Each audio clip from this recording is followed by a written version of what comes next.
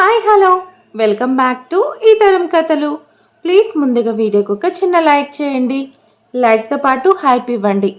ఈరోజు కథ angry husband episode number 17. కథను రచించిన వారు సుజాత గారు, వాయిస్ ఓవర్ శ్వేత. ఇక లేట్ చేయకుండా కథలోకి వెళ్ళిపోదాం. ప్లీజ్ ఇన్ని రోజులు వీడియోస్ పెట్టనందుకు కారణం ఏంటంటే నేను లాస్ట్ వీడియోలో ఏదో ఛానల్లో మాత్రం ఎండింగ్లో చెప్పాను. ఏంటి అంటే మేము శ్రీశైలం వెళ్తున్నాము, అందుకే ఒక 3-4 డేస్ వీడియోస్ పెట్టడం కుదరదు అని. అది నేను పోస్ట్ పెడదామంటే అంత సడన్గా అనుకోవటం వల్ల నేను ఆ రోజు ఒకటే వీడియోనో 2 వీడియోలో చేయటం వల్ల సడన్గా పోస్ట్ పెట్టడం కూడా కుదరలేదు. అందులో ఈ మొబైల్ కూడా నేను ఇంట్లోనే వదిలేసి వెళ్ళిపోయాను. అందుకని ఏ ఇన్ఫర్మేషన్ ఇవ్వలేదన్నమాట. తీరా రిటర్న్ వచ్చాక నేను ఇక ఛానల్ చెక్ చేస్తే కామెంట్స్ పెడుతున్నారు, అసలు ఏమైంది, రాముగారి హెల్త్ ఏమైనా బాగాలేదా, లేకపోతే ఎక్కడికైనా వెళ్ళారా, మీ గురించి టెన్షన్గా ఉంది, ప్లీజ్ మాకు రెస్పాన్స్ ఇవ్వండి అన్నారు. మీ అభిమానానికి చాలా చాలా థ్యాంక్స్ అండి. బట్ నాకు పోస్ట్ పెట్టడం కుదరలేదు. ఒక వీడియోలో మాత్రం ఎండింగ్లో చెప్పాను, మరి ఆ వీడియో మీరు విన్నారో లేదో నాకైతే తెలియదు, కానీ ఎండింగ్లో చెప్పాను, స్టోరీ కంప్లీట్ అయ్యి ఎండింగ్లో చెప్పాను. అందుకని ఇక మీరు పట్టించుకోలేదేమో అనుకున్నాను. సో అందరికీ సారీ అండి. ఇక నేను నిన్న మార్నింగే వచ్చా, అందుకే నేను ఈవినింగ్ ఒకటే వీడియో పెట్టాను, యాటిట్యూడ్ ప్రిన్స్ అనేది.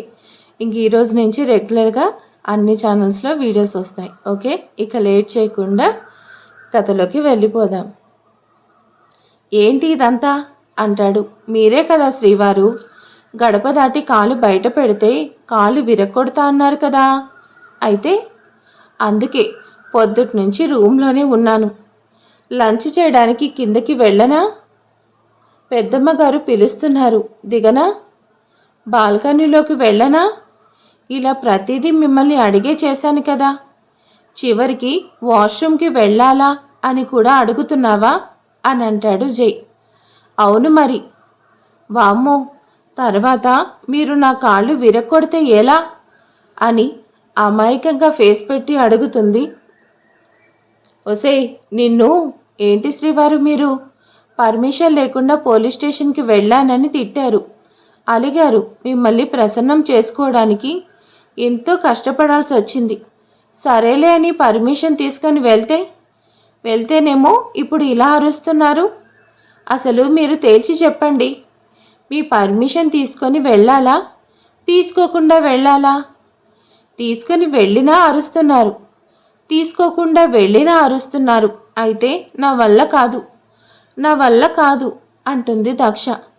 నా వల్ల కూడా కాదే, నీతో ఆ మాట చెప్పాను కదా, నా చెప్పుతో నేను కొట్టుకోవాలి అంటూ చిరాకు పడతాడు. శ్రీవారు, మీరు ఎక్కువగా షూస్ వాడతారు కదా, చెప్పులు లేవు కదా, మరిప్పుడు ఎలా? దీనికోసం కొత్త చెప్పులు కొనుక్కుంటారా? చిన్న పనే కదా, మరీ కాస్ట్లీవి కాకుండా సింపుల్గా కొనండి. అవి కొనడానికి వెళ్ళినప్పుడు నేను కూడా మీతో రానా? లేకపోతే మీరు మాత్రమే వెళ్ళి కొనుక్కుంటారా అని అడుగుతుంది దక్ష, ఇంకా అమాయకంగా ఫేస్ పెట్టి. అసలే తిక్క మీద ఉన్న జై నిన్ను అంటూ తన మీదకు దూకుతాడు. దక్ష పక్కకు జరుగుతుంది, వెళ్ళి బెడ్ మీద అడ్డంగా పడతాడు. పక్కకి జరిగి బెడ్ మీద అడ్డంగా పడి ఉన్న జైని చూసి పడి నవ్వుకుంది దక్ష. శ్రీవారు, నాకు ఒక డౌట్, ఎండాకాలం ఎడంకాలు చెప్పుతో కొట్టుకుంటారా, కుడికాలు చెప్పుతో కొట్టుకుంటారా అని నవ్వుతూ అడుగుతుంది దక్ష. నేను ఇంత ఇరిటేట్ అవుతుంటే నన్ను చూసి నవ్వుతావా అని తన చేయి పట్టుకొని గట్టిగా దగ్గరికి లాక్కుతున్నాడు. దక్ష విడిపించుకోవాలని ట్రై చేసినా వేస్ట్ అవుతుంది. ఇంకోసారి ఇలాంటి పిచ్చి పనులు చేస్తావా అని గట్టిగా అడుగుతాడు. దక్ష కూడా దగ్గరికొచ్చి చేస్తాను అంటుంది. ఇలాంటివన్నీ మా ఆయనతో కాకుండా పక్కింటి వాళ్ళతో చేస్తారా? నా మొగుడు, నా ఇష్టం, ఏదైనా చేస్తాను, నీకేంటి అంటూ కళ్ళెగరేసింది.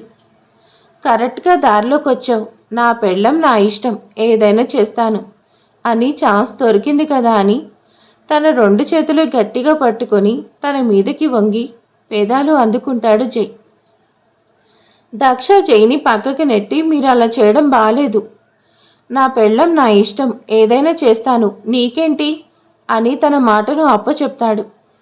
అసలు మిమ్మల్ని ఏం చేస్తానో చూడండి అంటూ బెడ్ మీద ఉన్న ఓ పిల్లోని జై మీదకి విసురుతుంది. అలా ఇద్దరూ చెరొక పిల్లోని తీసుకొని కొట్టుకుంటూ ఉంటారు. అమ్మ దక్ష అని పిలుస్తారు వర్ధనమ్మ గారు. వెంటనే జైని కొట్టడం ఆపి, ఏంటి పెద్దమ్మగారు అని అడుగుతుంది దక్ష. మీ అమ్మ చెల్లి వచ్చారు, కిందికి రా. అమ్మ చెల్లి వచ్చారా అని సంతోషంగా అడుగుతూ, ఆ పెద్దమ్మగారు ఇప్పుడే వస్తున్నాను, కానీ హుషారుగా దిండు అక్కడ పడేస్తుంది.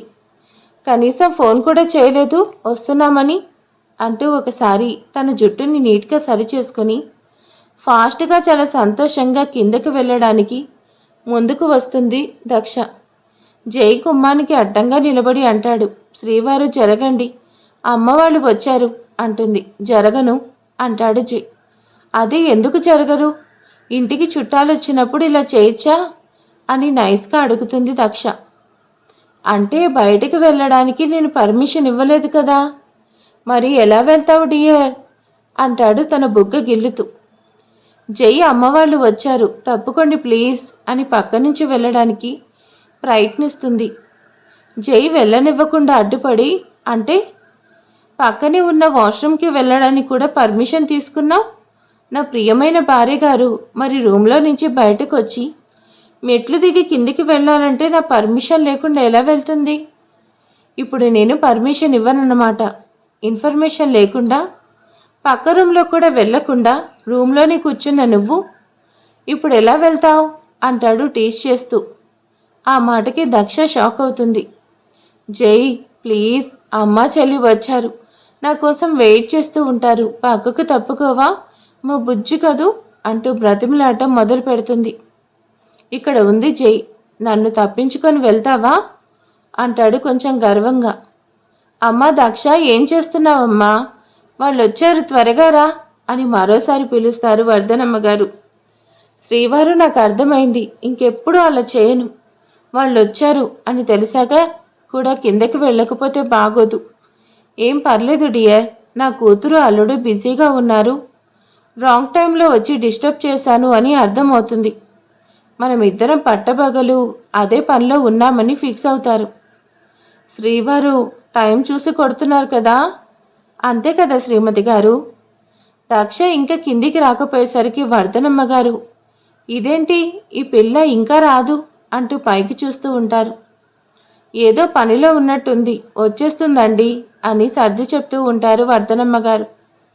పర్లేదండి, దక్ష మిమ్మల్ని ఇబ్బంది పెట్టట్లేదు కదా, చిన్నపిల్ల, మా ఇంట్లో అంటే మేము నలుగురమే, ఇక్కడ ఎక్కువ మంది ఉన్నారు కదా, ఎవరితో ఎలా ఉండాలో అంతా బాగా తెలీదు. పొరపాటున ఏదైనా తప్పు చేస్తే తన మీద కోపడకండి అంటూ రిక్వెస్ట్ చేస్తూ మాట్లాడతారు దక్ష అమ్మగారు అరుణ. అయ్యో అలాంటిదేమీ లేదండి, తను మా ఇంట్లో బాగా కలిసిపోయింది. తను మా కోడలు అంటే ఎవరు నమ్మరు, అంత బాగా కలిసింది. శ్రీనివాసరావు గారు లోపలికి వస్తారు. ఆయన్ని చూడగానే శ్రేష్ఠ, అరుణ ఇద్దరు లేచి నిలబడి నమస్తే చెప్తారు. అరెరే కూర్చోండి. ఏంటమ్మా శ్రేష్ఠ, ఎలా చదువుతున్నావు? బాగా చదువుతున్నా తాతయ్య. ఇదే ఊర్లో మీ అమ్మాయి ఉంది, కానీ మీ అమ్మాయి దగ్గరికి రావడానికి మీకు ఇన్ని రోజులు పట్టిందా అంటారు శ్రీనివాసరావు గారు. అయ్యో అదేం లేదండి అని కొంచెం మొహమాట పడతారు అరుణ గారు. మీరంతా ఇబ్బంది పడాల్సిన పనిలేదు. దక్షని చూడాలి అనిపిస్తే మీరెప్పుడైనా ఇక్కడికి రావచ్చు. అప్పుడప్పుడు తనని కూడా మీ ఇంటికి తీసుకెళ్ళచ్చు. మేమెవరము అడ్డు చెప్పము. మీరెప్పుడు కావాలంటే అప్పుడు తన ఇంటికి తీసుకెళ్ళచ్చు అంటారు శ్రీనివాసరావు గారు. ఆయన చూపిస్తున్న అభిమానానికి సంతోషంతో సరే అంటారు అరుణ గారు. ఇదిగో చిన్న మనవరాలా, నువ్వు కూడా ఎప్పుడు కావాలంటే అప్పుడు మీ అక్క దగ్గరికి రావచ్చు. కావాలంటే తనతో పాటు ఇక్కడే కొన్నాళ్ళు ఉండొచ్చు అంటారు శ్రీనివాసరావు గారు. ఇది మీ ఇళ్ళే అనుకోండి. శ్రీనివాసరావు గారు అంత ప్రేమగా ఆప్యాయంగా మాట్లాడుతూ ఉంటే వాళ్ళిద్దరికీ నోట మాట రావట్లేదు. ఇందాకేమన్నారు? దక్ష ఏదైనా పొరపాటు చేస్తే తప్పుగా అనుకోకుండా అంటున్నారా? తను ఈ శ్రీనివాసరావు గారి మనవరాలు, జైకి భార్య, ఈ ఇంటి మహాలక్ష్మి. ఈ శ్రీనివాసరావు మనవరాలు పొరపాటును కూడా తప్పు చేయదు. మీరు దాని గురించి అస్సలు భయపడాల్సిన పనిలేదు. అవునండి, మా పిల్లలతో పాటు చక్కగా కలిసిపోయింది అని వర్ధనమ్మ గారు చెప్తారు. తన కూతురు గురించి అలా మాట్లాడుతుంటే చాలా గర్వంగా అనిపిస్తుంది అరుణకి. శ్రేష్ఠ, నువ్వు కూడా బాగా చదువుకో, మీ అక్కలాగా జాబ్ చెయ్యి, పెళ్లి చేసుకుని ఇంటికి వచ్చి ఇక్కడ మీ అక్క ఎంత మంచి పేరు తెచ్చుకుందో నువ్వు కూడా అంతకన్నా మంచి పేరు తెచ్చుకోవాలి అంటారు శ్రీనివాసరావు గారు. అలాగే తాతయ్య అంటుంది శ్రేష్ఠ. ఇదేంటి, వీళ్ళ అమ్మ వచ్చి ఇంతసేపు అయితే దక్ష కిందకి దిగదు. అమ్మాయి దక్ష, కిందకి రామ్మా అంటారు శ్రీనివాసరావు గారు. ఆ మాట వినపడగానే శ్రీవారు, ప్లీజ్, తాతయ్య గారు కూడా పిలుస్తున్నారు, ఇంకా వెళ్ళకపోతే బాగోదు, ప్లీజ్ దారివ్వండి. పొద్దున్నుంచి ఈ పిచ్చి పిచ్చి మెసేజ్లతో నన్ను చాలా ఇరిటేట్ చేశావు. ఇప్పుడు నా టైం వచ్చింది అంటాడు కన్నింగా నవ్వుతూ. నేను వెళ్ళనివ్వనుగా, ఇప్పుడేం చేస్తావు అంటాడు జై. శ్రీవారు, ప్లీజ్, మీరేం చెప్తే అది చేస్తాను, కిందకి వెళ్ళనివ్వండి. అమ్మవాళ్ళు వచ్చి చాలాసేపు అయింది, పెద్దమ్మగారు పిలిచారు, తాతయ్య గారు కూడా పిలిచారు, ప్లీజ్ ప్లీజ్ అని గడ్డం పట్టుకొని బ్రతిమలాడుతుంది దక్ష. తాతయ్య గారు కూడా పిలిచాక వెళ్ళకపోతే బాగోదు, ఆయనకి నేనంటే చాలా ఇష్టం, నా గురించి తప్పుగా అనుకుంటారు జై, హెల్ప్ చేయండి శ్రీవారు అంటుంది దక్ష దండం పెడుతూ. జై అభయహస్తం చూపించి నీకేం వరం కావాలో కోరుకో అంటాడు. తక్షణమే ఆ వరం ప్రసాదిస్తాను. దక్ష ఏడుపు మొహం పెట్టి, స్వామి, ఇలా ఏడిపించడం ఏదైనా బాగుందా? పైగా ఇంటికి మీ అత్తగారు వచ్చినప్పుడు నా పరువు తీస్తున్నారు. దక్ష ఫేస్ చూస్తే నవ్వొస్తుంది జైకి.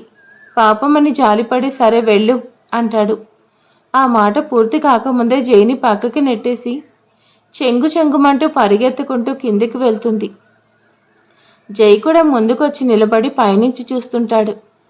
దక్ష గబగబా వెళ్తుంది. అరుణగారు లేచి నిలబడి ఉంటారు. అమ్మా, ఎలా ఉన్నావు అంటూ తనని కౌగిలించుకొని అడుగుతుంది. నేను బాగున్నాను, నువ్వెలా ఉన్నావురా?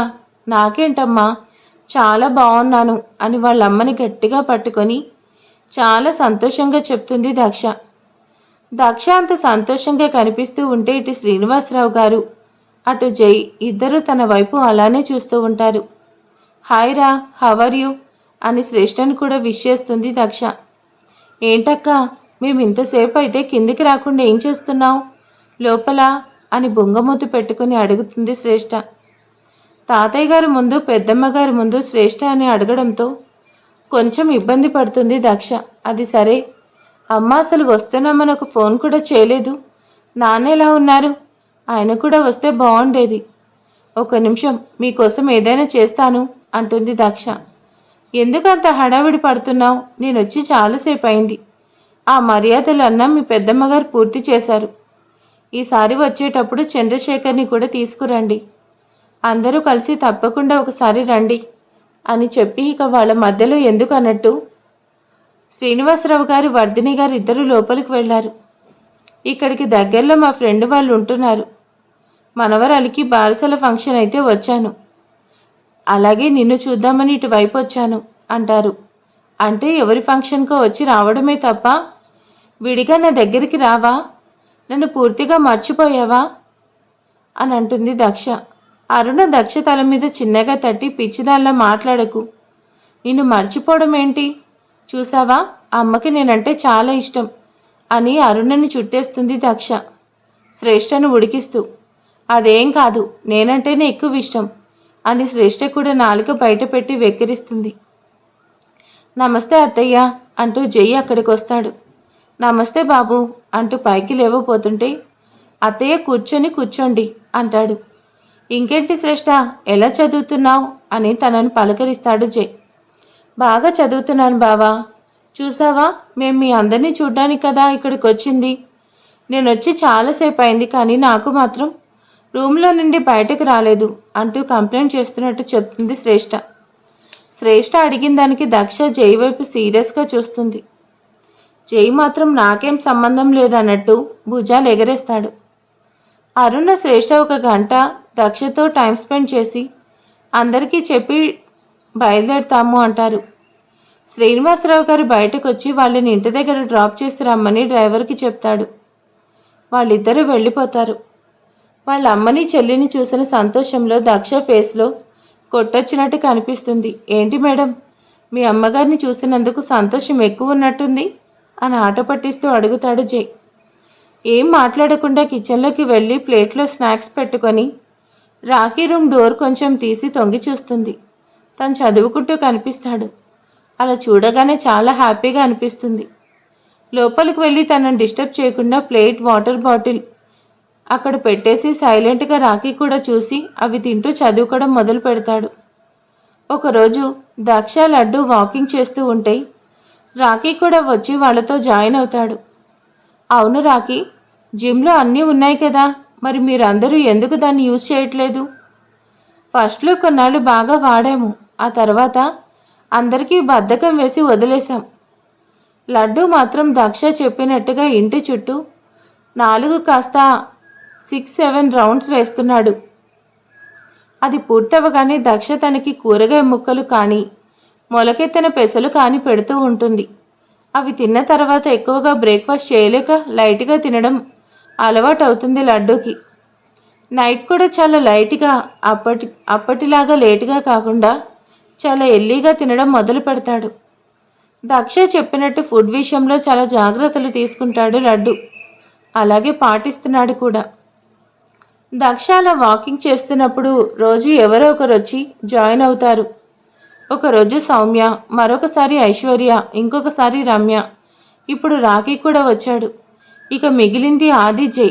వెళ్ళి ఇద్దరిని కూడా వెళ్ళి కదా తీసుకురావాలి అనుకుంటుంది. చూద్దాం దక్ష తీసుకురాగలదో లేదో. మరి ఈరోజు ఎపిసోడ్ ఎలా ఉంది? మీ అందరికీ నచ్చిందని అనుకుంటున్నాను. ప్లీజ్ ఈరోజు ఎపిసోడ్ ఎలా ఉందో నాకు కామెంట్ చేసేయండి. లైక్ చేయండి, సబ్స్క్రైబ్ చేసుకోండి. Thank you for watching.